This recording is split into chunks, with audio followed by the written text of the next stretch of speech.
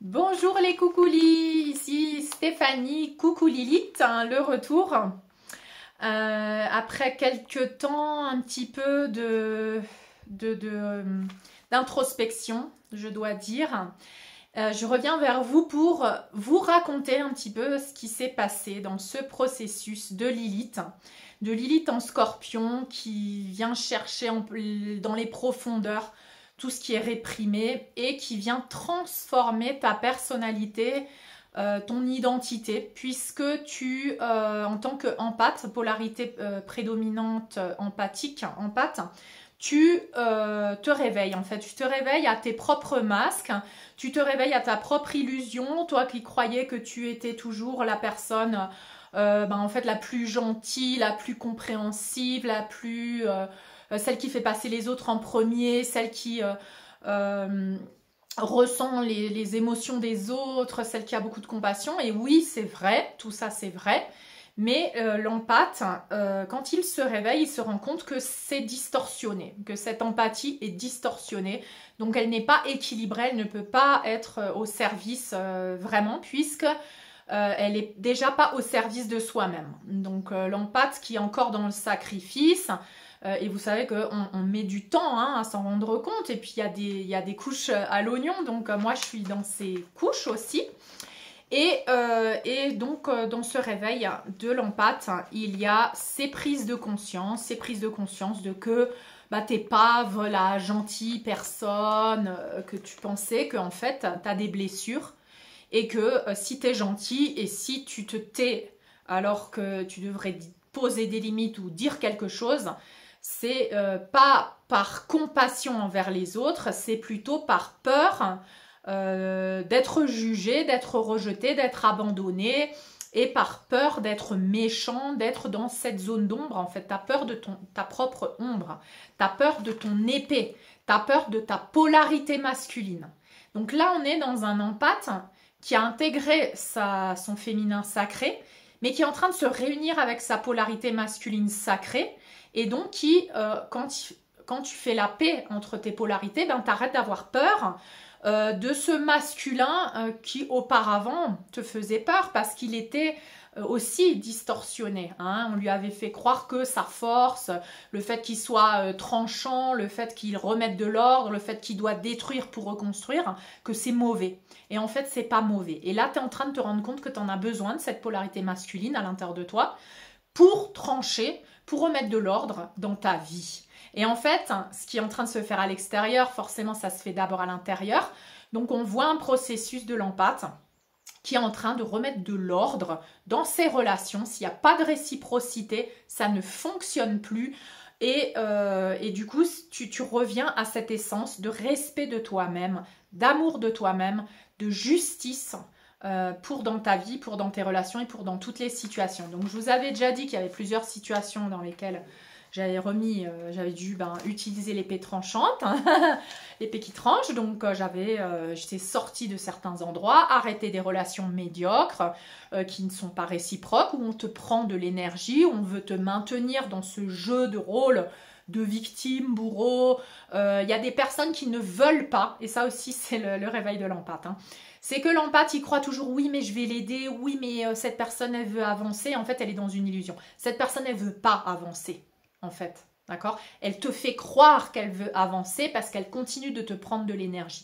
Donc quand l'empathe il se réveille, il a un voile qui tombe sur toutes ses relations où avant il pensait que cette relation elle était dans une démarche de travail sur soi. Et attention, là tu vas découvrir beaucoup de personnes qui sont dans les soins, qui sont dans les thérapies, qui font ci, qui font ça, qui font plein de formations et tout. Mais au moment de l'appliquer vraiment pour soi, ils sont encore dans le déni. Parce qu'il y a un attachement à une identité de victime, il y a un attachement à une identité de souffrance. Et il y a beaucoup de personnes qui ne sont pas prêtes à lâcher cette identité de souffrance. Et donc ça, tu vas t'en rendre compte parce que si toi vraiment tu travailles sur toi, tu vas te rendre compte que chaque fois que tu as une opportunité, il y a un drame qui se présente à ta vie, il y a deux solutions, c'est retomber dans la victime et te faire plaindre et prendre de l'énergie, ou aller vers l'apprentissage, la souveraineté, intégrer tes leçons. Et justement, dans Lilith en Scorpion cette année, c'est faire sortir cette personnalité que tu redoutes, en fait, celle que tu redoutes, celle qui va dire tout haut la vérité, celle qui va taper du poing sur la table, celle qui ne veut plus jouer le jeu de l'ancien programme, de oui, mais il faut comprendre, nanana, et pendant ce temps, tu continues de souffrir, et pendant ce temps, tu continues de sacrifier des parties de toi, et pendant ce temps, tu continues de sacrifier tes enfants, ou tu continues de sacrifier d'autres choses, tu vois, donc là, ce n'est plus possible. Et il va se passer une grande séparation entre toi et ces personnes qui, soi-disant, voulaient travailler sur elles, mais qui maintenant ne peuvent pas passer le cap. Elles ne peuvent pas, elles sont dans les soubresauts de la bête. Elles veulent rester dans l'ancien programme, malgré qu'elles font semblant de travailler sur elles. Mais en fait, il n'y a pas d'avancée parce qu'elles continuent de maintenir une relation toxique. Elles n'ont pas terminé avec cette relation toxique. Elles avaient l'opportunité, mais elles ne l'ont pas fait. Elles restent encore accrochées dans des médiocrités.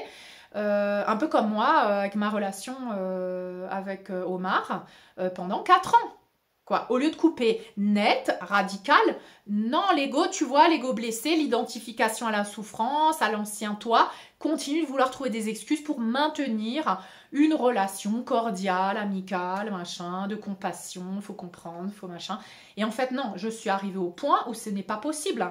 Et donc, je suis arrivée au point où de comprendre que tout ça, c'était, on va dire, du temps perdu, de l'énergie perdue. Si je m'étais rendu compte avant, bon, c'était mon processus, donc il n'y a rien de perdu, il n'y a rien de retard.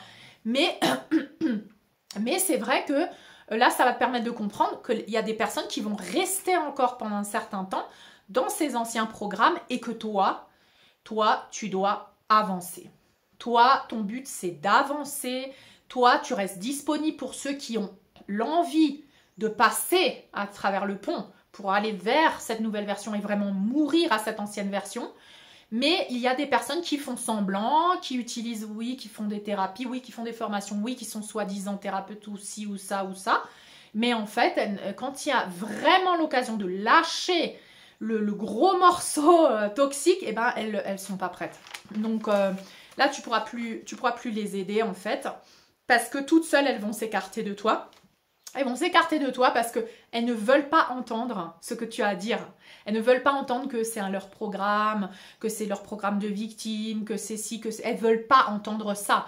Elles préfèrent être en relation avec des gens qui vont les victimiser, qui vont les alimenter en énergie, qui vont s'occuper d'elles, qui vont faire leur maman, leur papa, leur truc, pour ne pas prendre la responsabilité. Donc ça, c'est les choses qui se passent actuellement. Donc laisse-moi tes commentaires si tu sens que tu as comme ça des relations où tu sens vraiment que ça avance plus, où c'est bloqué, des situations où tu sens que tu peux plus alimenter cette situation en fait. Hein, parce que c'est aux autres, c'est à l'autre de lâcher son ancienne réalité pour aller vers la nouvelle et te retrouver toi parce que tu as déjà fait cette démarche. Mais sinon, tu vas être bloqué. Tu vas être bloqué si tu veux attendre que l'autre il le fasse. Toi, tu vas être bloqué, tu ne peux pas avancer. Et tu vas devoir continuer dans les programmes de victimiser la personne, lui donner de l'énergie parce qu'elle n'a pas sa propre source intérieure. Donc, je voulais vous faire un petit topo de ce qui s'était passé avec l'école de Saïri, puisque je vous avais lu ma lettre, qui était assez violente, je dois dire, mais qui était, on va dire, contundente. Alors, je ne sais pas comment on dit en français. C'est-à-dire c'est tranchant quoi, contundente c'est tranchant, c'est-à-dire que là ça allait faire des dégâts, c'est clair, et c'était le but en fait, c'était le but parce que en fait le but c'était de faire réagir les gens, et donc à un moment donné t'es là, oui je comprends, oui c'est si, oui il faut attendre, il faut patienter, oui machin, il se passe rien, donc voilà, j'avais décidé de faire bouger les choses avec cette lettre, et en fait brûlé sur le bûcher, Stéphanie, hein. Alors au milieu de la réunion, le président, le directeur, les professeurs, des parents d'élèves aussi. Alors certains parents d'élèves se sont réveillés avec moi parce que j'ai révélé des choses qui étaient cachées, donc que nos enfants subissaient mais que les parents ne savaient pas. Donc tu vois, tu viens révéler des choses occultes, ça plaît pas. Déjà, tu prends ce rôle, c'est inconfortable. Donc, bon, moi j'ai l'habitude, hein. Mais voilà, j'ai l'habitude d'être inconfortable, de révéler toujours des choses qui sont inconfortables. Parce que l'empathe, il a cette vision de voir à travers à travers le voile, tu vois. Donc, il vient révéler des choses. Il y a les gens qui sont prêts à ça et donc qui ont te remercié, qui vont dire waouh, merci parce que je savais pas ce qui était en train de se passer là. Puis tu as des gens qui vont rester dans le déni et qui vont dire que tu exagères. Et ça me rappelle ce que me disait ma mère quand j'essaie de lui dire que mon père il avait des attitudes mal placées envers moi. Ma mère c'était t'exagères, tu vois le mal partout, la, tu vois. Donc, encore une fois, on te tait, on te dit, tais-toi, t'exagères, t'inventes. Et donc, quand t'es enfant, qu'on te dit ça, tu doutes de toi-même, tu vois. Là, à l'âge que j'ai, maintenant, je doute plus de moi-même. Je sais que quand j'ai un ressenti, c'est que c'est vrai. Hein. C'est pas parce que personne le ressent que c'est pas vrai. C'est que j'ai la capacité de ressentir ce que les autres ne veulent pas voir ou ne veulent pas ressentir. Donc quand j'ai parlé devant tout le monde, voilà. Alors on m'a dit que ma lettre elle était exagérée, que la situation n'était pas comme ça. La maîtresse de Saïri, elle s'est défendue en disant, parce que bien sûr j'ai aussi accusé la maîtresse de Saïri en disant mais tu fais rien. Mais en fait, je pense qu'elle est victime de la même institution. Et il y avait un psychologue, parce que cette institution, maintenant, elle a pris un psychologue, vu qu'elle ne pouvait pas traiter cet enfant problématique, avec des tendances narcissiques, avec des parents aussi dans le déni.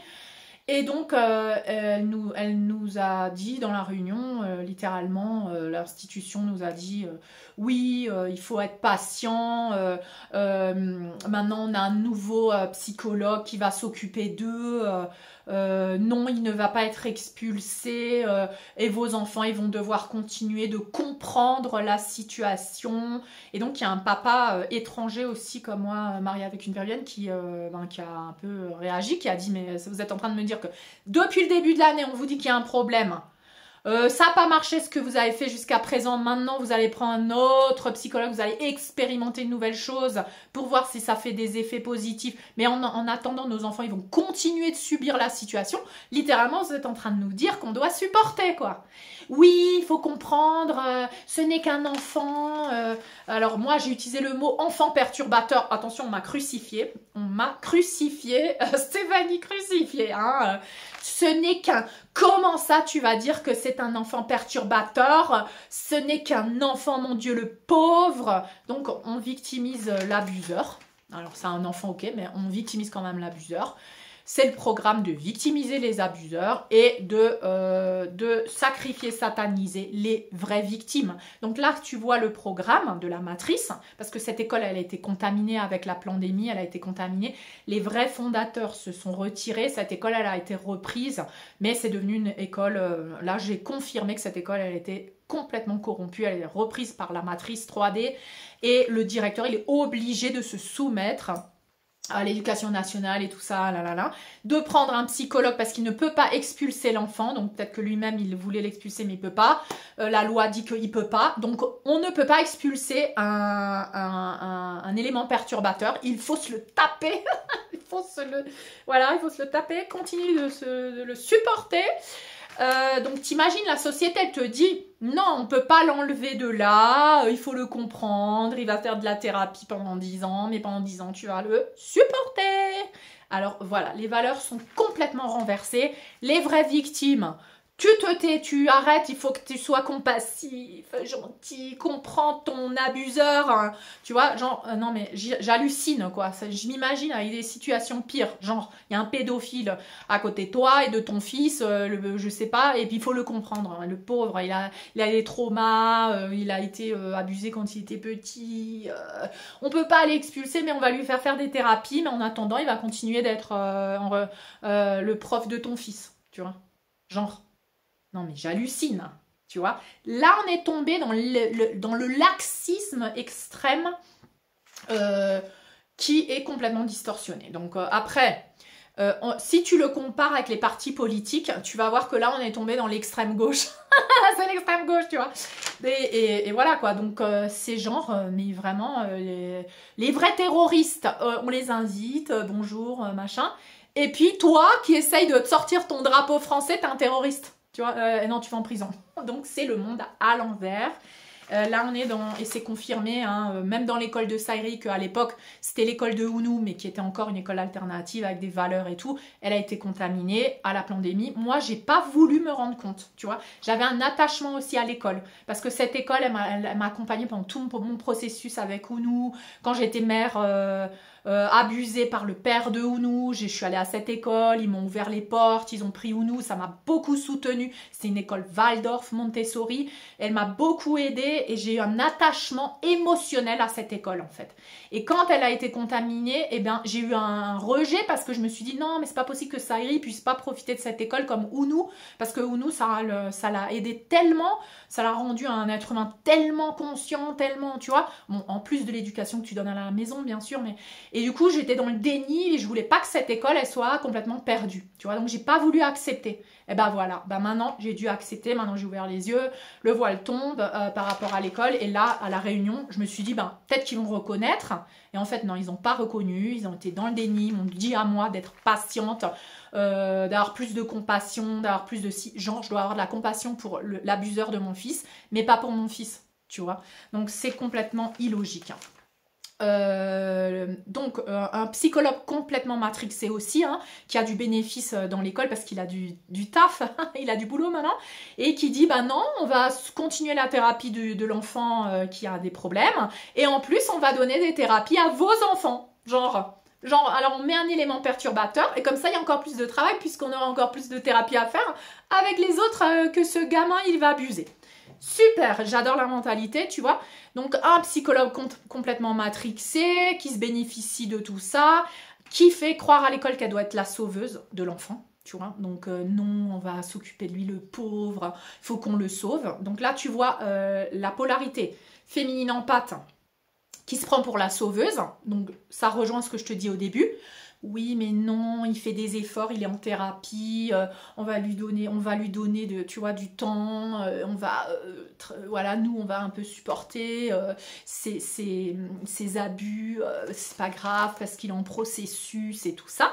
Donc là, je vois dans l'école ce même processus. Donc ce même processus que moi, j'ai vécu pendant des années à dire oui, non, mais je les comprends, c'est dur, faut les aider. Et en même temps, tu supportes les abus, les rejets, les trahisons, les manques de respect, les trucs comme ça. Bah, pendant tout ce temps, tu te les manges, tu vois. Et donc, c'est ça ton sacrifice. C'est ça le sacrifice de l'empathe. Donc l'école maintenant est prête à faire ce sacrifice, à sacrifier tous les enfants de la salle de classe pour que cet enfant-là soit pris en charge par le psychologue et tout ça.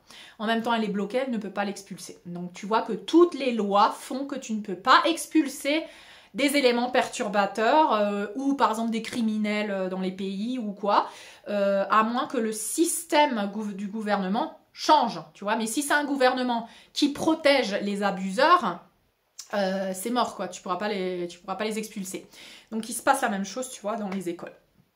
Et dans tout, en fait, c'est dans ta vie. En fait, c'est dans ta vie. C'est quoi, toi, est-ce que tu es prêt à expulser la toxicité de ta vie? Ou est-ce que tu vas encore mettre des excuses? Tu vas encore dire, oui, mais il faut comprendre parce que sinon, je suis trop radicale.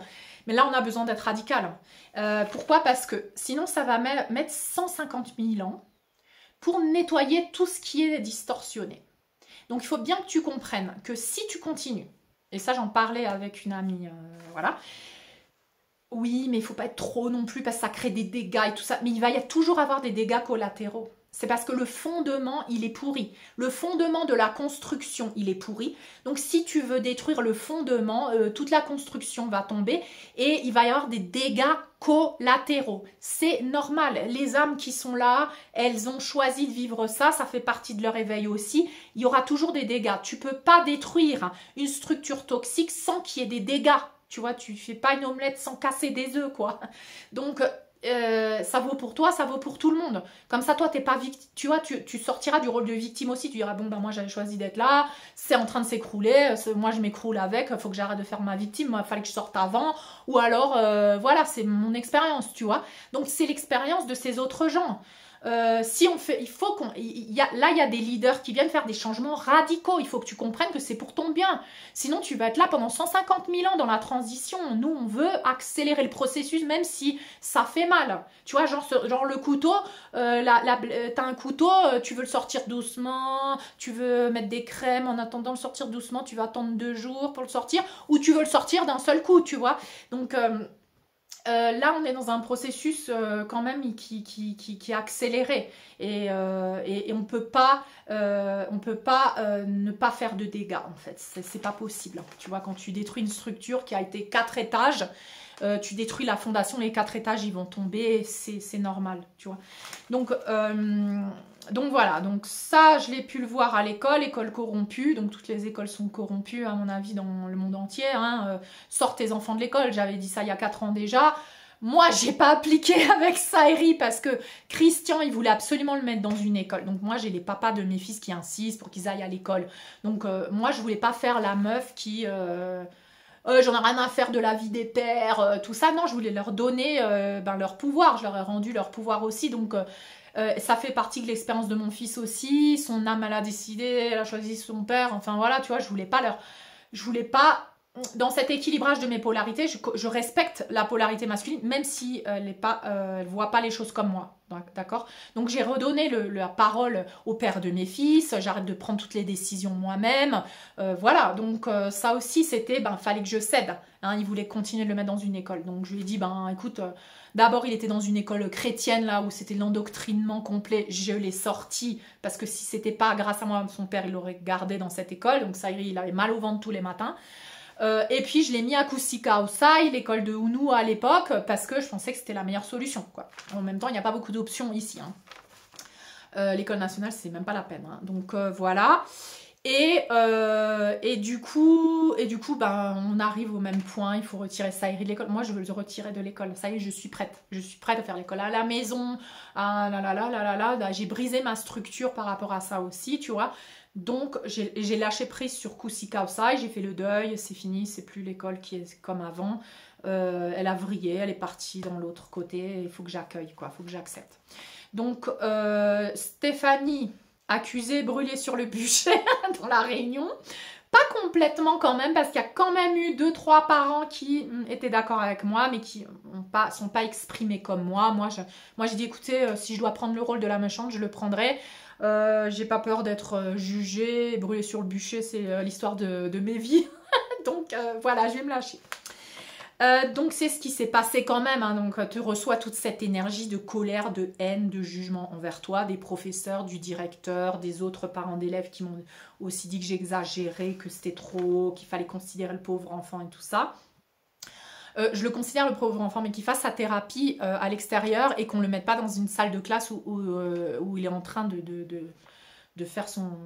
Voilà, de vivre son processus. Non, c'est pas normal, on devrait lui faire des cours à distance, je sais pas, mais pas au milieu d'un groupe, quoi. Bref. Donc, j'ai dit ma vérité et d'autres parents sont éveillés, même des professeurs qui étaient chez Kusika Osai qui sont professeurs chez Kusika Osai depuis longtemps, qui ont vu Kusika Osai se corrompre en fait. Et il y a une des profs qui s'est levée, qui a dit aussi, oui, parce que j'ai dit au directeur, oui, vous êtes là depuis moins longtemps que moi. Et vous, monsieur le psychologue, ça fait 2 mois que vous êtes là, vous connaissez rien à cette école. Moi, ça fait 15 ans que je suis là, ça fait 20 ans que je suis là. Et je connais très bien les valeurs de cette école, sauf que je dois reconnaître que cette école a été corrompue et que cette école n'a plus les valeurs qu'elle avait initialement. Et là, il y a une professeure qui s'est levée qui a dit, c'est vrai que vous n'appliquez pas les valeurs que vous dites que vous avez comme Kusika Osai. Donc en fait, ce n'est plus Kusika Osai, il faudrait carrément lui donner un autre nom. Ce n'est plus l'école qui avait les valeurs d'avant, les valeurs alternatives et les valeurs de respect un peu plus radicales, c'est-à-dire on ne tolère aucun manque de respect, on ne tolère aucune parole, tu sais... Là, les enfants, ils sont trop influencés par les réseaux sociaux, ils s'abusent mutuellement comme si c'était quelque chose de normal en fait. Ils se disent ouais arrête d'être gay, arrête de ci, arrête de ça, ouais ils font des commentaires sexuels parce qu'il y en a certains qui voient des trucs à la maison et en fait on tolère ça. Donc c'est comme un virus qui se propage vers les autres enfants. Si tu ne tolères pas ça, ça se propagera pas, tu vois.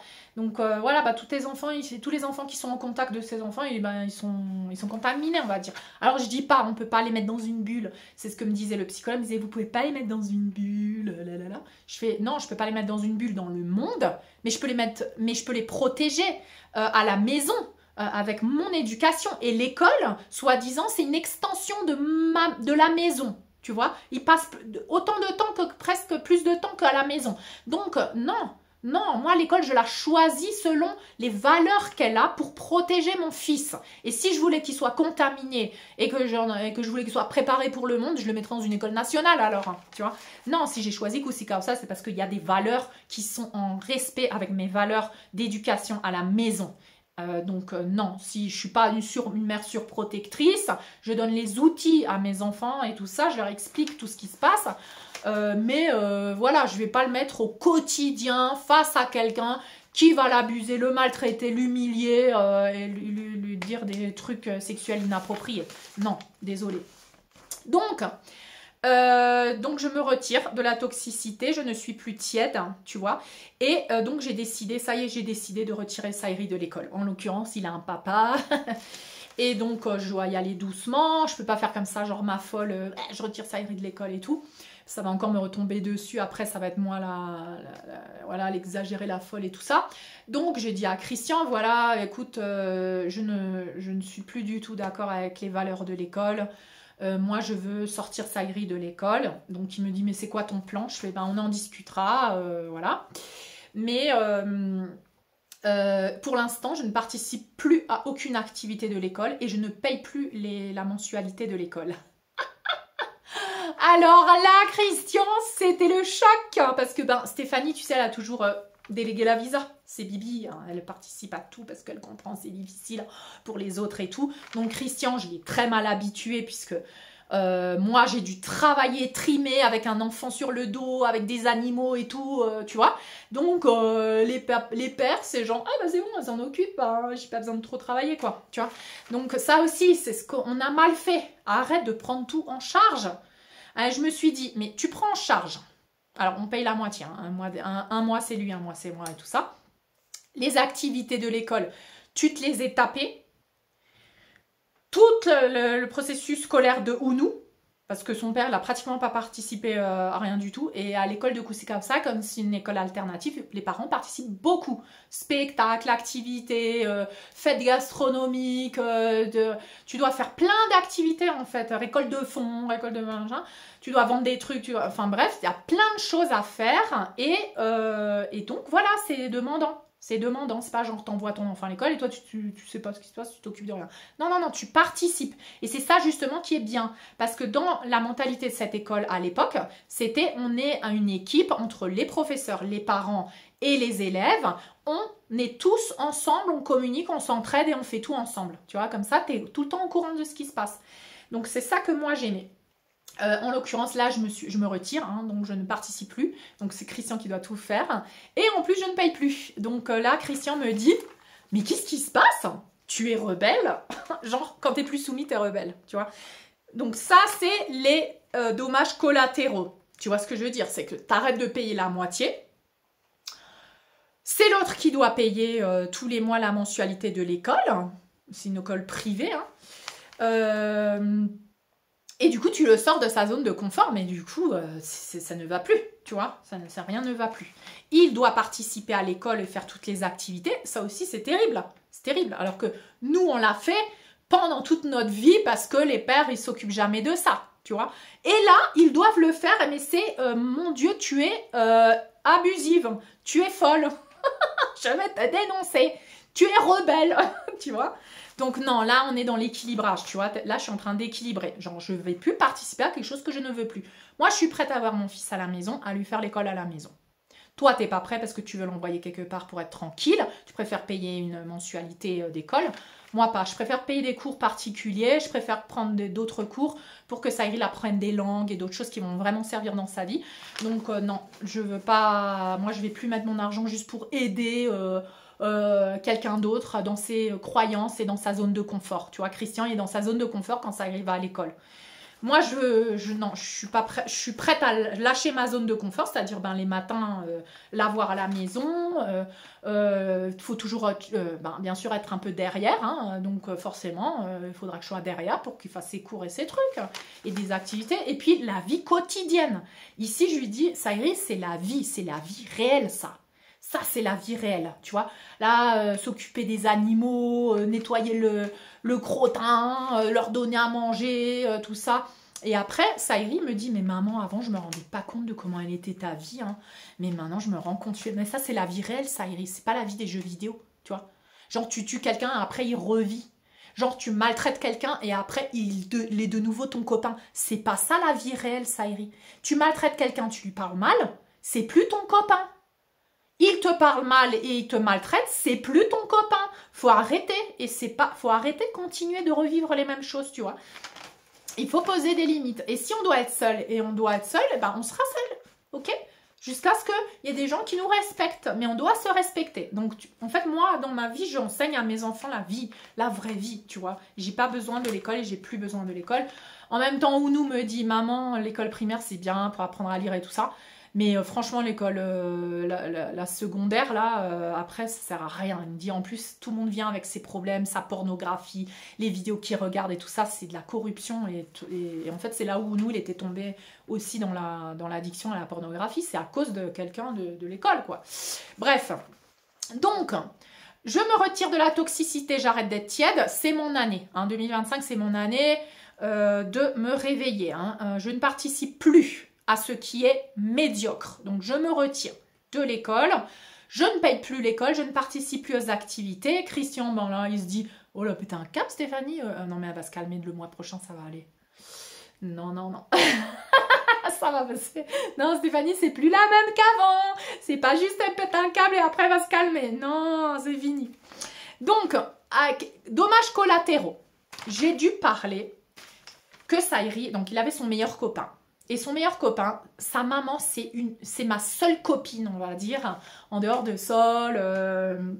Voilà, en dehors de Sol. En fait, il n'y a personne d'autre. Donc, en dehors de Sol, non, c'est pas vrai, j'ai Noémie et ma copine Anita, qui est une sœur d'âme depuis des années, qui est péruvienne, mais que je vois pas souvent non plus. Mais si j'ai besoin d'elle, elle a besoin de moi, on s'entraide, on est comme des sœurs. Mais on va dire, celle que je vois au quotidien, parce que son fils, il va à l'école avec mon fils, ils sont devenus super copains, c'était Sonia, c'est une Allemande. Et du coup, j'ai même mis mon gymnase chez elle, dans une pièce chez elle, pour qu'on fasse ensemble le gymnase et tout ça, ou qu'elle utilise mes affaires, parce que c'est moi qui ai investi dans les affaires. Donc là aussi, je me suis posé des questions parce que en fait, son fils, il a été contaminé par l'enfant perturbateur, donc il a commencé à abuser, maltraiter Saïri aussi. Et donc là, c'était difficile parce qu'il fallait que je parle de son fils et c'est ma copine. Donc j'ai eu une... C'était terrible parce qu'après la réunion, je me suis sentie mal et coupable. Et je suis descendue dans les enfers. Là, je suis descendue en fréquence. Je me suis sentie mal de trahir ma copine en parlant de son fils, en fait. Parce que à un moment donné, le directeur et le psychologue, ils me disent des trucs concrets qui se sont passés. Donc j'ai dû dire des trucs concrets, que son fils, il a fait ça, que l'autre, il dit à son fils de faire ça, et que c'est Luano, le fils de Sonia, qui fait ça, en fait, qui est manipulé par l'autre enfant. Donc en fait, j'ai révélé des choses personnelles, là, dans cette réunion. Donc je me suis sentie très mal, mais en même temps, je suis une maman. Donc la première chose que je dois faire, c'est protéger mon fils. Donc j'ai révélé des choses, oui, et ensuite je me suis dit, oh mais t'as trahi ta copine, culpabilité, honte à toi, machin et tout ça. Et donc je me suis vraiment sentie mal, et Saïri, il a commencé à poser des limites aussi avec Luano, et il a perdu son copain. Donc son seul copain, son meilleur copain, maintenant il a que des petites copines filles de sa classe, mais il a plus de copains. Il a plus de copains garçons. Donc ça lui a coûté aussi de lâcher ce copain parce que il m'a dit, mais je lui ai donné plein d'opportunités, mais chaque fois il recommence à faire les mêmes choses, à me parler mal. Ce copain aussi lui a montré de la pornographie à Saïri. Donc là j'ai dit non, stop, c'est plus ton copain. Oui, mais toi, t'es copine avec Sonia, c'est sa maman et tout. Je fais tant pis, tant pis. Si Sonia, elle comprend pas, ce sera plus ma copine, tu vois. Mais je vais risquer de perdre l'amitié avec Sonia, mais toi, t'es plus copain avec Luano, quoi. Donc, Saïri, il a réussi à poser ses limites. Parce qu'il veut plus participer à ce plan, tu vois. C'est un plan où les enfants, ils se maltraitent entre eux. Ils se disent, ouais, t'es gay, ouais, espèce de machin, espèce de truc. Ils se disent des choses vraiment méchantes. Ils trouvent les blessures de l'enfant, ils l'utilisent, tu vois, pour mettre le doigt dans la blessure. Et ça, c'est des relations toxiques. Et j'ai fait, mais ça, tu ne peux pas devenir comme ça. Mais tout le monde dit ça, tout le monde fait ça. Ah non, mais je m'en fous. C'est pas possible. Tu ne peux pas t'habituer à être froid.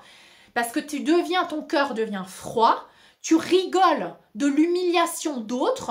C'est impossible. On ne peut pas rigoler et faire des blagues des blessures des autres. C'est impossible. D'accord? Ça, ce n'est pas bien. Tu ne peux pas devenir comme ça, ton cœur va devenir froid, tu vas devenir comme eux. Et ça, c'est le plan de l'obscurité. Tu vois, le démon qui possède ton copain, qui te fait du mal, il veut que tu deviennes comme lui.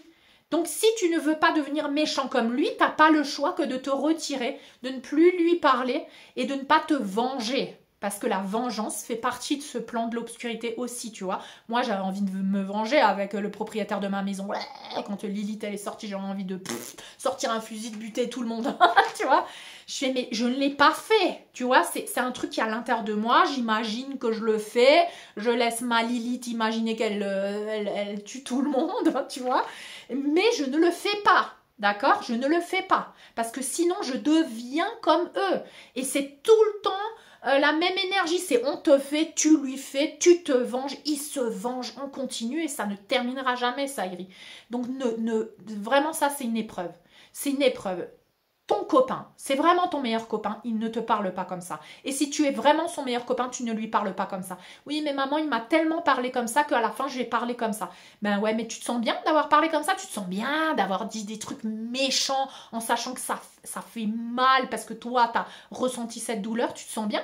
Ça va créer de la culpabilité en toi et tu vas devenir méchant comme tout le monde. Eh ben voilà, les démons, ils ont gagné. Parce qu'ils ont réussi à corrompre ton cœur pur. Ton cœur en pâte, c'est quelqu'un qui ne dit pas, on devient, tu vois, qui n'est pas narcissique. Donc en fait, le narcissique, c'est ouais, je m'en fous, je dis ce que je pense, ouais, je fais du mal aux gens. De toute manière, c'est la vérité, là. Et je continue à avoir des relations comme ça. Non, c'est à toi de définir tes relations. Quel type de relation tu veux, comment tu veux qu'on se parle, comment on se respecte, quel est le type de respect que tu veux. Donc tout ça, vous voyez, c'est une expérience de vie. Tout ça, c'est un apprentissage. Tout ça, c'est de l'éducation. Tout ce que je dis à Saïri, c'est de l'éducation. C'est ça la vraie éducation, c'est ça la vraie vie en fait.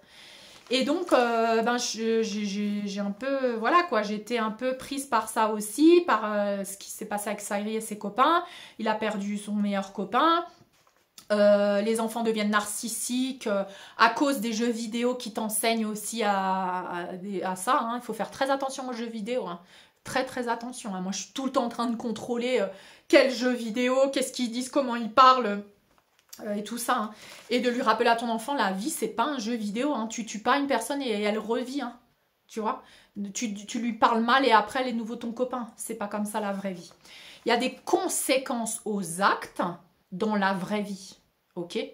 Donc ça, c'est ce qu'on veut te faire croire. Le plan obscur, on veut te faire croire qu'il n'y a pas de conséquences aux actes. Tu vois, c'est le plan satanique, il n'y a pas de conséquences aux actes. Change de sexe, deviens autre chose, il n'y a pas de conséquences aux actes. Bah, va écouter les transgenres qui maintenant se repentissent de ce qu'ils ont fait. Il y a des conséquences aux actes dans la vraie vie. Et quand on veut te faire croire qu'il n'y en a pas, c'est un leurre, c'est une illusion.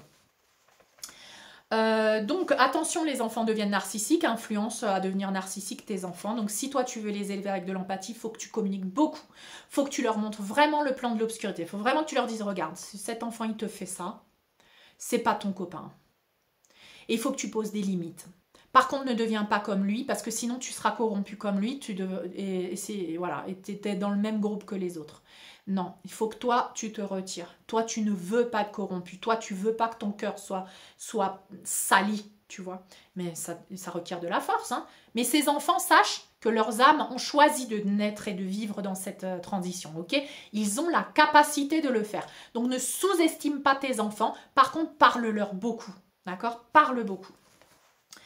Faites attention aux jeux vidéo, ce que je disais, et la conséquence des actes aussi, c'est ce que je disais. Donc, dans la vraie vie, oui, il y a des conséquences. Si tu blesses quelqu'un, si tu les utilises pour ton bénéfice, tout ça, c'est du plan narcissique. Il faut que tu lui montres à ton enfant, tu vois. Tu lui montres que s'il a de la rancœur, s'il a de la haine, s'il a de la colère, s'il veut se venger, qu'il observe ça en lui, mais qu'il l'accueille, soit sans se flageller, parce que moi, mon fils, il me disait, ouais, moi, je veux le fracasser, je veux nanana. Du coup, je lui ai pas dit, non, mon Dieu, ne fais pas ça. Je lui ai dit, ben, écoute, attends la sortie de l'école, si jamais vraiment il comprend pas, tu lui dis que tu l'attends la sortie de l'école pour lui expliquer d'une autre manière. Et en fait, le fait que je lui dise ça, ça a fait qu'il l'a jamais fait, en fait, tu vois. Peut-être que si je lui avais dit non, ne fais pas ça, surtout oh mon Dieu, tu vois, ça aurait réprimé une pulsion qu'il avait. Je lui ai dit, ben, tu sais quoi, si tu dois lui montrer si tu dois immobiliser quelqu'un, immobilise-le.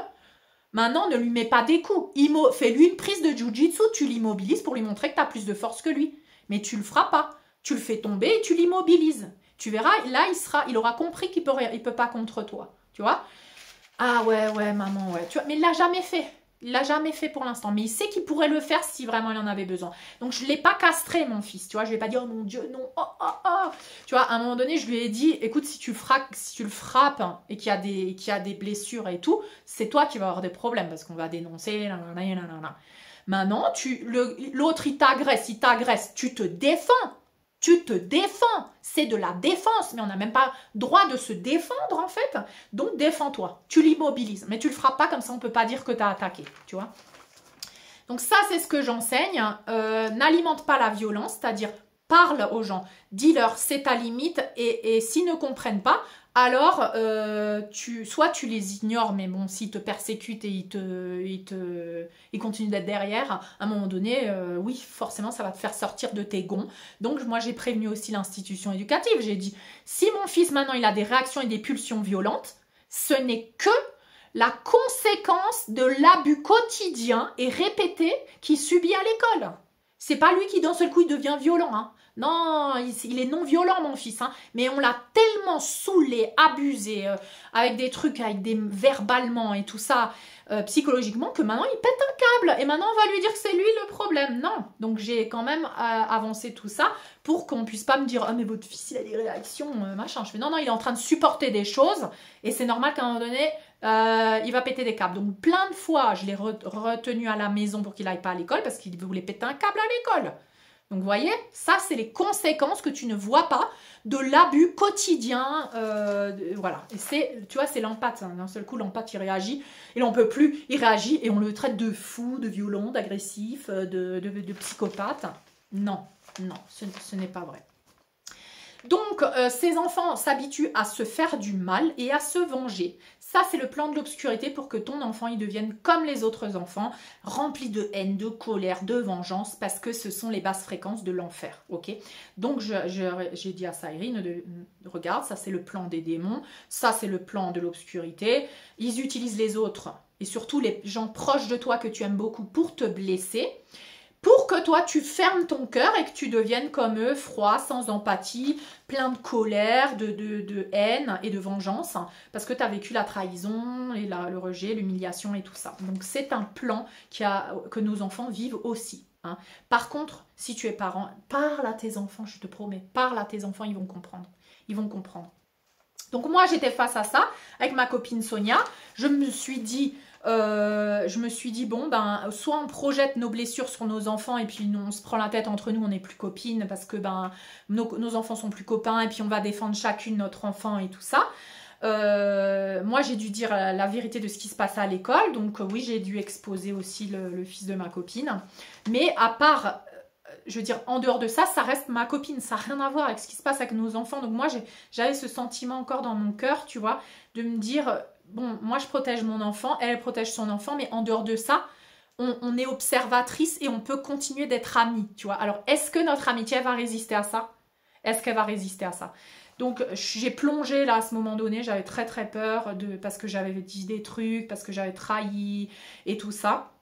Et j'ai pris ce risque de perdre voilà, ma seule copine, quoi, on va dire. Et donc, j'ai eu un processus le 1er et le 2 octobre et c'était justement la journée de jeûne. Je suis allée aux eaux thermales aussi et c'était la journée du grand pardon, Yom Kippour. J'ai mis une publication, allez voir la publication. Et je suis allée aux eaux thermales en jeûne avec Sol, avec mon fils Saïri aussi, une autre copine. Et j'ai que accueilli la culpabilité. Hein. Culpabilité d'avoir révélé, d'avoir exposé des choses occultes sur le fils de ma copine, d'avoir trahi ma copine et tout ça. Et de me dire, ma copine, elle va me défoncer. Et elle va me dire, on n'est plus copine et tout ça. Bref. Et après, j'ai eu, pendant cette journée-là, en fait, pendant que je me flagellais un petit peu, il y a eu l'autre partie de moi qui me disait, mais Stéphanie, toi, t'as été authentique. T'es pas hypocrite. Chaque fois que Louano, il a maltraité Saïri, t'as eu de la compassion pour Louano aussi. Tu vois, t'as pas été radical, genre, ouais, ben non, ça suffit, machin et tout ça. Mais t'as quand même parlé à Saïri pour lui dire, Saïri, tu vois, ça c'est du manque de respect, c'est ta décision si tu veux continuer de vivre une relation comme ça, mais si tu peux aussi arrêter cette relation. Et c'est Saïri qui a décidé d'arrêter cette relation avec Louano, tu vois. Donc, pendant la journée du grand pardon de Yom Kippour, j'ai beaucoup travaillé sur le pardon de moi-même, parce que c'est la culpabilité qui était la plus présente en moi. C'était pas genre les autres, c'est des méchants, les autres, et moi je suis la pauvre victime. C'est moi, j'ai trahi, moi j'ai dû parler, moi j'ai dû dire des choses qui sont inconfortables. Oh mon Dieu, c'est pas bien, Stéphanie, qu'est-ce que t'as fait, tout ça. Donc je me pardonnais. Et aussi j'avais cette voix qui me disait, mais Stéphanie, regarde, t'as toujours été là pour ta copine Sonia, tu l'as épaulée économiquement, tu l'épaules chaque fois qu'elle a besoin, tu lui as mis à disposition dans sa maison une salle de sport avec tes affaires à toi. En fait, tu vois quoi, je veux dire... non mais si elle se rend pas compte que t'es une super copine, tant pis, tant pis, hein, tant pis. Hein. C'est pas réciproque alors, tu vois. C'est pas réciproque, elle t'utilisait peut-être, elle avait besoin de toi, peut-être que maintenant elle a plus besoin de toi, t'en sais rien. Donc j'ai lâché prise sur tout ça et je me suis donné de la valeur aussi à moi en tant qu'amie parce que je suis une bonne amie. Et donc, qu'est-ce qui s'est passé? Eh bien, en fait, je vous donne la résultante de tout ça, c'est que après ces jours-là, où j'ai passé vraiment, je suis descendue dans les enfers à cause de la culpabilité et de la honte d'avoir révélé des trucs et d'avoir parlé et d'avoir dû trahir ma copine entre guillemets pour nos enfants et tout ça, et enfin pour mon fils. On m'a parlé normalement parce qu'en fait je lui avais écrit un message, elle m'avait pas répondu et alors là ça m'a plongée dans la culpabilité. Je me suis dit ouh là là, ça y est, c'est mort, nanana. Et en fait 2 jours après, quand je reviens des eaux thermales là, du Yom Kippour, du grand pardon, je me suis pardonnée. Et ben regarde, comme par magie, elle m'écrit, elle me dit oh, j'avais pas vu ton message que tu m'avais envoyé en dernier, comment ça va, là, quand est-ce qu'on se voit, machin. J'étais là. Ah, en fait, il s'est rien passé. En fait, je me suis fait un film. En fait, je suis descendue dans mes enfers, dans mes peurs. Et donc, ce que j'ai fait après, je suis descendue chez elle, j'ai parlé avec elle, je lui ai dit, tu sais, Sonia, j'apprécie beaucoup notre amitié et tout, et le fait qu'on puisse séparer ce qui se passe avec nos fils et ce qui vivent nos fils en fait dans le monde, dans ce monde, et nous notre amitié quoi, parce que c'est important quoi. En fait c'était comme une épreuve pour notre amitié, et elle m'a dit mais tu sais, moi je fais la différence, t'es une super amie, je veux pas te perdre. Bref, j'ai pleuré là, mais et je me suis dit, waouh, c'est ouf! En fait, moi, je m'étais préparée à perdre cette amitié parce que, bon, voilà. Et en fait, là, il est en train de se passer un truc, c'est que c'est réciproque et qu'elle aussi, elle est dans le même niveau de conscience que moi. On s'épaule, même nos enfants, on n'est pas, tu vois, on n'est pas à la défensive, genre, ouais, vas-y, je lâche tout pour mes enfants, pour protéger. Non, mais en fait, on a réussi à maintenir cette amitié, c'est juste incroyable, quoi. En fait, j'arrivais pas à m'imaginer que ça pourrait être possible. Donc tu vois, parce que dans mon programme, c'est le programme de ce que j'avais, c'est quand tu révèles, quand tu dis des trucs, tu perds des gens. Tu perds des gens, c'est inévitable. Parce que c'est ce qui s'était passé jusqu'à présent, tu vois. Et bien là, non. Et là, tu vois le travail de l'empathe, tu vois l'évolution de l'empathe, tu vois l'équilibrage des polarités et tu vois comment dans la matière, tu attires des gens qui sont au même niveau que toi d'équilibrage. Et bien là, c'est exactement la confirmation. Et c'est pour ça que je voulais vous raconter tout ça, parce que c'est hyper important de voir dans la matière comment le travail que tu fais sur toi, ça a des résultats dans tes relations. Ça veut dire tu ne tolères plus des relations qui ne sont pas réciproques, tu es prête à les laisser parce que tu as l'amour de toi-même et tu as la relation avec toi-même, donc voilà, au détriment des autres, au détriment du monde. Mais tu vois, tu es dans l'épée et dans la rose. C'est-à-dire, quand tu es tranchant, tu dis la vérité. C'est pas une amitié avec ma copine où je suis là, oui, je protège son fils pour ne pas qu'il y ait des problèmes et comme ça, je perds pas ma copine. Je suis tranchante, je dis les choses, on se dit les choses, mais en même temps, derrière, on est l'observatrice de ce qui se passe et on reste dans l'amour, en fait. Donc, c'est quelque chose que j'avais jamais expérimenté jusqu'à présent. Si, avec Sol, par exemple, j'expérimente ça, mais dans la vie quotidienne. Mais là, il y avait nos enfants au milieu, tu vois, qui jouaient sur nos blessures, nos projections. Donc, on aurait pu sacrifier cette amitié. Mais en fait, toutes les deux, on a décidé qu'on n'allait pas sacrifier cette amitié. Donc, c'est juste incroyable. Voilà, donc... quoi d'autre? Alors après, avec la communauté native dans laquelle j'habite, donc moi j'habite dans un petit village à l'époque, hein, quand on m'a dit Stéphanie, va boire le thé en haut de la montagne avec Yeshua et Maria Magdalena, bah, littéralement je suis montée dans la montagne. Donc je suis à un des points les plus hauts. En face de moi, il y a les sites et terrasses, preuve de la civilisation de Mou, hein, parce que je suis dans un territoire de Mou, influencé par la civilisation de Mou, et donc par les descendants de Mou. Et donc, je suis montée ici et je vis dans une communauté. Donc, il faut savoir que les communautés ici, elles ont des lois spécifiques. Elles ont un président, elles ont un trésorier, elles ont un fiscal, elles ont un machin. Elles s'organisent un peu comme un mini-gouvernement pour gérer leurs affaires, pour gérer aussi, elles gèrent l'eau elles-mêmes, hein, l'eau n'est pas privatisée ici, elles sont les gardiens des lagunes, elles ont leur système d'irrigation, enfin voilà, tout est, la communauté est indépendante en fait. Donc moi j'avais entendu à l'époque, va vivre dans une communauté. Donc c'était pas créer ta propre communauté encore, c'était va voir comment c'est dans une communauté. Donc je suis allée vivre dans une communauté, je suis dans une zone rurale et tout. Et en fait, par rapport à mon réveil de l'empathie aussi, je me rends compte que cette blessure que j'ai, cette fracture que j'ai eue, non seulement c'est une initiation, ok c'est cool, ça me permet de transcender, d'émerger, de renaître de mes cendres et tout ça, avec l'épée qui tranche, mais il faut remettre de l'ordre dans ce qui a été distorsionné. Donc il faut savoir que moi à l'époque quand j'ai investi dans cette maison, parce que j'ai fait un investissement pour terminer la maison, donc je ne suis pas qu'une locataire, je suis aussi un investisseur, il m'avait dit que j'avais un accès à la maison. Et il m'a fait un escalier qui va vers en bas, un chemin entre les champs. En l'occurrence, il y avait pas, c'était vraiment un chemin basique. Donc même ma voiture ne pouvait pas passer. Donc avec Sol et avec les propriétaires, on a dû construire des ponts avec des planches, des pierres et tout ça. En l'occurrence, tous les gens qui ont leur champ ici, maintenant, ils utilisent cette route, puisque c'est cool. Nous, on a fait avec les ponts et tout. Et ils vont... il la dégrade en fait au fur et à mesure qu'il rentre avec des tracteurs, des trucs, des camions et tout. Et en fait, mon propriétaire m'avait dit que donc j'avais un accès, il m'a fait l'escalier et tout. Sauf que la saison des pluies s'est remplie de boue, ma voiture ne peut plus passer. Et que ça fait 2 ans que en fait, dans ma tolérance maladive, que je me dis, il faut quand même que j'arrive à ma maison par où je passe. Donc je prends un chemin qui est dans une pente en fait.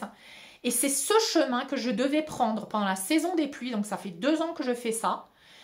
Où je dois laisser ma voiture abandonnée à un autre endroit. Et je dois descendre ce chemin qui est très pentu. Avec des courses, avec des choses lourdes. Et c'est ce chemin que j'ai descendu et que j'ai glissé parce qu'il y avait trop de boue. Et je me suis fracturé le poignet. Donc dans le réveil de l'empathie, j'ai eu ce réveil de « mais c'est la faute à mon propriétaire. Mais comment ça, il va me louer une maison et je n'ai pas d'accès pendant 6 mois à l'année ? Je dois arriver en hélicoptère ou quoi ?» Donc quand je lui ai parlé, quand je me suis réveillée, j'ai eu c'était Lilith quoi. C'était « mais t'es ouf ou quoi ? Tu crois que je vais louer ta maison et en plus j'ai investi dans ta maison et que pendant 5 ans où je vais encore vivre ici ou 4 ans jusqu'en 2029, je dois m'acheter un hélicoptère pour atterrir dans mon jardin, c'est ça? Parce que c'est inondé de partout. » Je fais « mais c'est à toi de me donner un accès, c'est pas pour rien que tu m'as mis un escalier. » Donc en fait, toute l'incohérence de ces arguments, je les ai brisés en fait, avec de la cohérence. avec de la cohérence. Et en fait, il ne pouvait plus répondre. Il pouvait plus répondre. Alors qu'avant, il me disait, oui, mais c'est toi, pourquoi tu n'as pas réparé le petit chemin d'en haut? Mais c'est pas à moi de le réparer, le petit chemin d'en haut. Mon accès, il est en bas avec un escalier que toi, tu as fait. Je ne suis pas supposée passer par ce chemin d'en haut. Donc, si je ne peux pas passer par l'accès d'en bas, c'est que je n'ai pas d'accès. Donc, si je dois déménager parce que je n'ai pas d'accès pendant 6 mois à l'année, vu que c'est ma maison que je suis en train de... Tu es en train de me rembourser jusqu'à 2029, cette maison, j'ai investi, eh bien, je vais partir avec la maison. Donc, je lui ai dit, moi, je me barre avec les fenêtres, les portes et le parquet. J'emmène la baignoire, j'emmène tout, tu vois.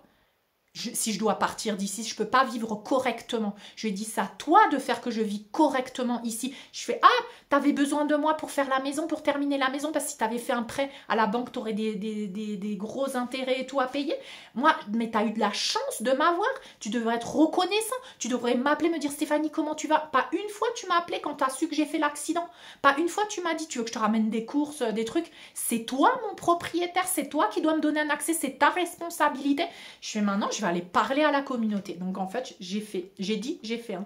Je suis allée parler à la communauté, je suis allée parler au président, au fiscal, à la trésorière, j'ai parlé à toutes les femmes du village qui m'ont dit, oh mon Dieu, mais c'est horrible. Je fais, oui, et c'est moi qui suis tombée. Ça pourrait être vous, les pauvres mamies, là, les petites mamies qui ont mal et tout, elles marchent ce chemin debout, elles peuvent glisser, se fracturer les hanches. Je fais, vous vivez comme ça, alors que vous avez droit à un chemin. La communauté pourrait faire un chemin.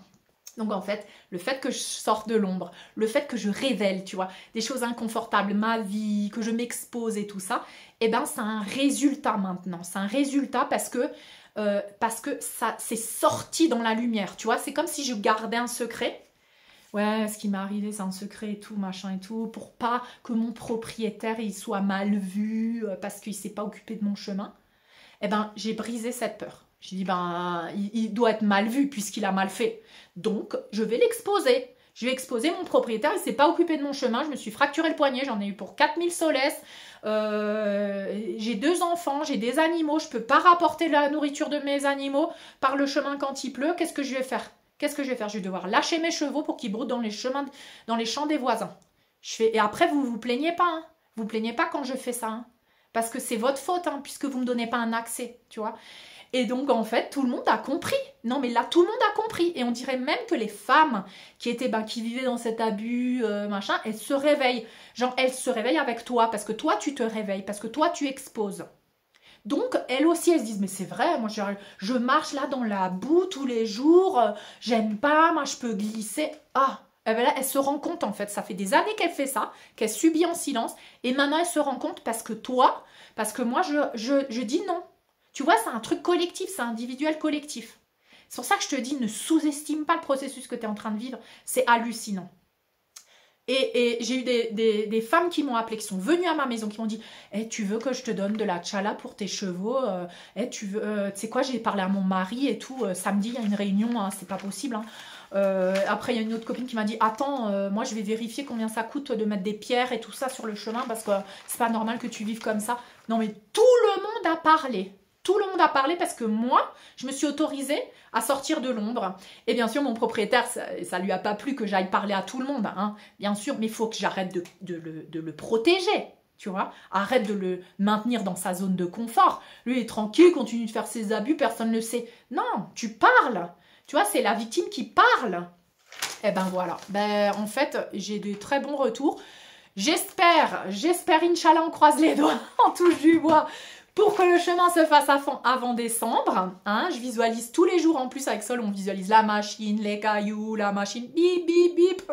On entend la machine, on visualise ça. Moi, je continue d'être derrière mon propriétaire, hein, de lui dire, alors, la réunion, alors, t'as fait ça, alors, je suis allée vérifier. J'ai parlé au président.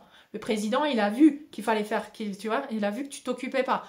Oui, Stéphanie, je reconnais. Alors, la première fois que j'avais ma réunion avec mon propriétaire, que j'ai balancé Lilith en folie, je l'ai menacé, hein, je lui ai dit je pars avec les fenêtres, les portes et tout ça, je pète un plomb maintenant, c'est ta faute, c'est la conséquence des abus. T'as vu, j'étais gentille au début, mais t'as vu comment tu m'as rendu? Je lui ai dit, t'as vu comment tu m'as rendu? C'est pas moi qui suis folle, c'est la conséquence de tes abus répétés, hein, et de l'ignorance que tu fais. Tu m'ignores, tu ignores mes problèmes. Eh bien, il a compris. Et donc, j'ai dû lui dire d'abord sa vérité. J'ai mis de la cohérence là où il y avait de l'incohérence. Genre, l'escalier, il est en bas, il n'est pas en haut. Donc, je vois pas pourquoi je prendrais le chemin d'en haut. Tu ne me respectes pas, tu ne me comprends pas et tu ne fais pas preuve d'empathie. Je lui dis, arrête, c'est pas à moi de me mettre à ta place. C'est pas toi qui t'es brisé le poignet. C'est pas ton fils qui doit aller à l'école dans la boue, en vélo, qui tombe, qui pleure. C'est pas ton fils. C'est pas toi qui vis au quotidien. Donc, c'est à toi d'avoir de l'empathie pour moi. Et là, tu fais pas preuve d'empathie. Tu ne me comprends pas. Je ne me sens pas comprise. Je me sens maltraitée. Tu vois, donc je lui ai parlé comme ça.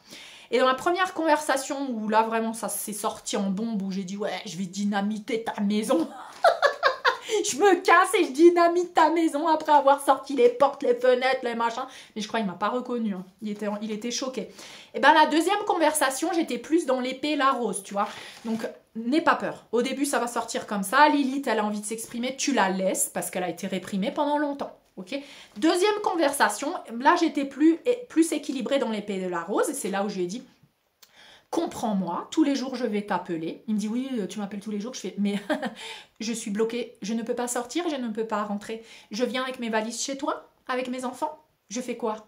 Comment j'accède? Tu viens m'aider à porter mes affaires? Allô? Tu vois, je l'appelle, je le harcèle quand même. Hein. Je lui explique, voilà, je suis vulnérable, je n'ai pas d'aide. Hein, et c'est toi qui dois me donner un accès. À la fois, c'est ta responsabilité. Donc, je suis derrière toi et je vais continuer de t'appeler parce qu'il faut que tu fasses ça.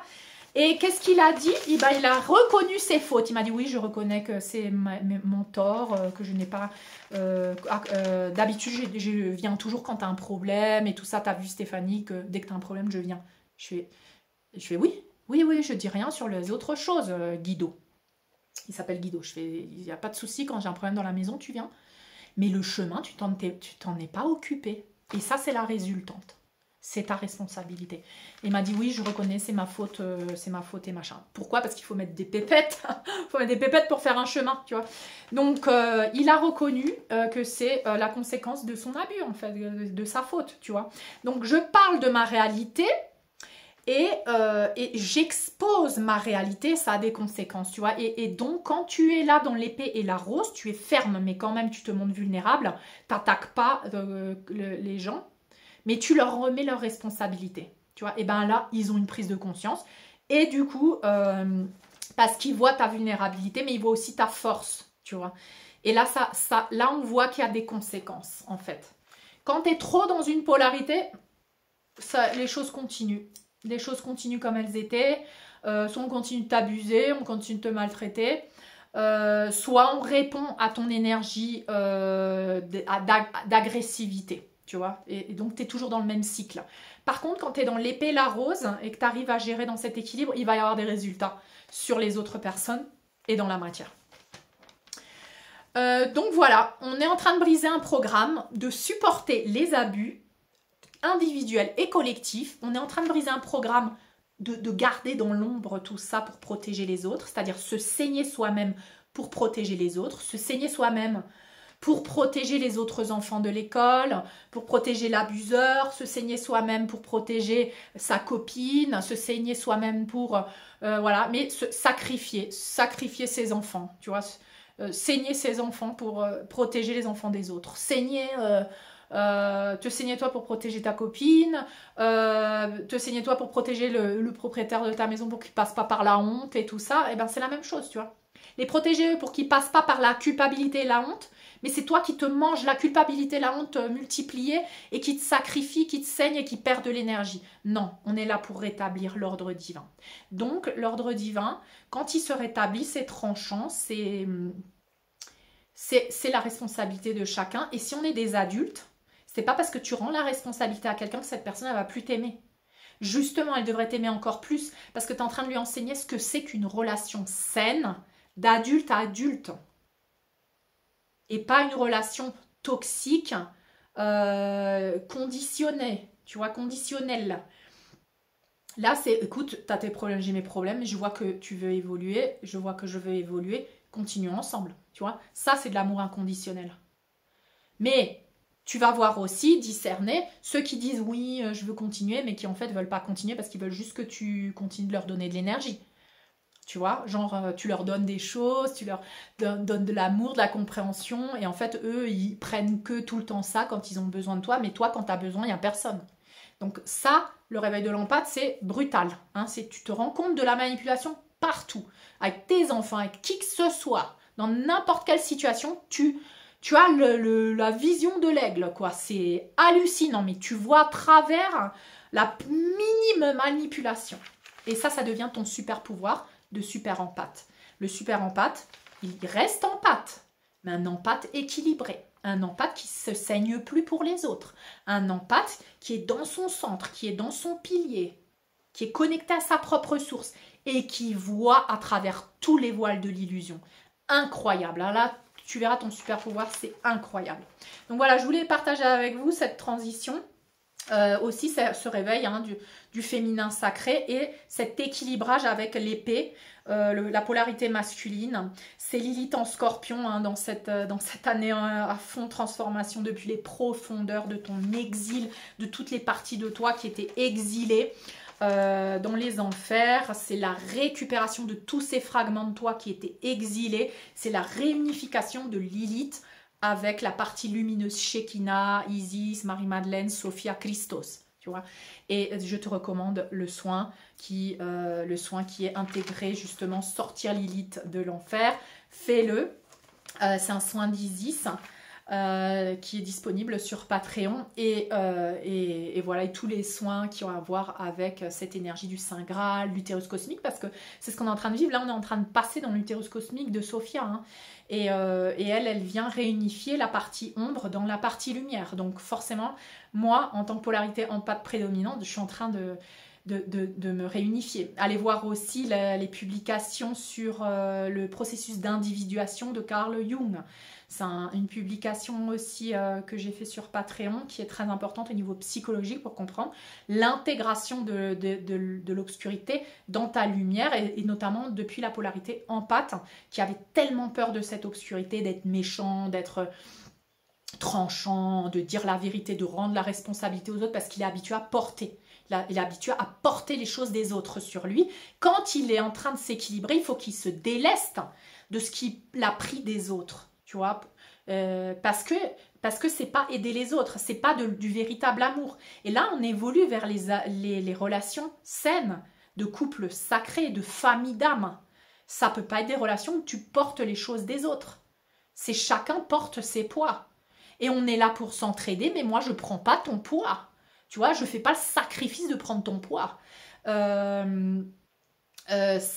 y a de la réciprocité. Alors je dis pas qu'on peut s'entraider, hein. Je veux dire, tu portes un sac et t'es fatigué, je porte ton sac, puis après quand tu as repris des forces tu reportes ton sac et puis une autre fois tu m'aides, tu vois.